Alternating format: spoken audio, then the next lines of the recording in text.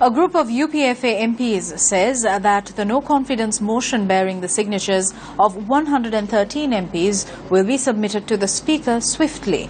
The Janatha Vimukti Peramuna has accused them of dividing into groups and working with disregard for the needs of the people.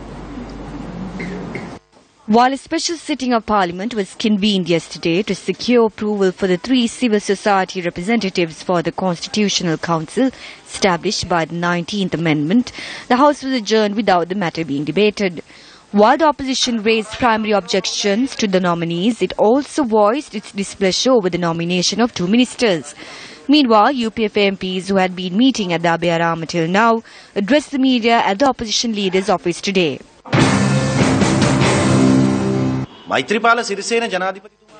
are prepared to adopt the 20th Amendment as proposed by President Maithripala Sirisena through his program, and we are prepared to form our government. There is no need to bring opposition leader Nimal Siripala de Silva through a back door. He is not unqualified. We say that we are prepared to appoint him, adopt the 20th Amendment, and that this is the first time in history that a majority of 113 have signed a no-confidence motion and are going to submit it.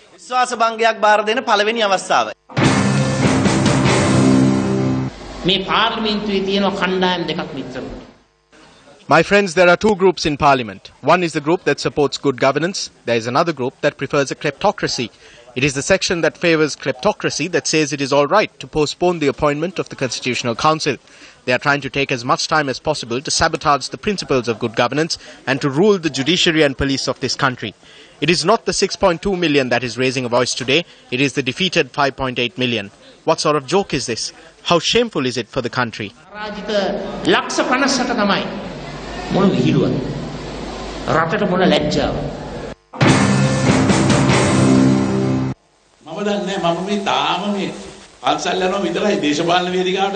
do not know. All what I am doing is going to the temple. I have not gotten onto the political stage, and I do not know where I will stand when I do.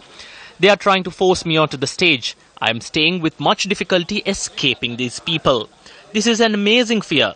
Electricity and water supply is being cut off. We did not do this.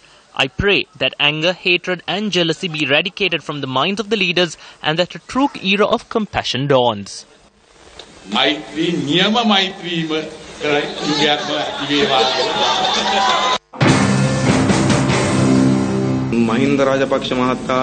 The loyalists of Mahinda Rajapaksa want to ensure that nothing happens in Parliament and that anarchy is maintained there.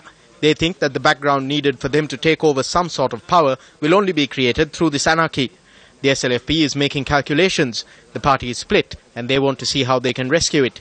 As a result of each of these people acting on their narrow agendas, the needs and aspirations of the common people are neglected.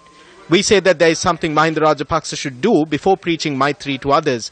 He needs to preach Maitri to those surrounding him. We believe that he should give them a lesson regarding the vengeful manner in which they act.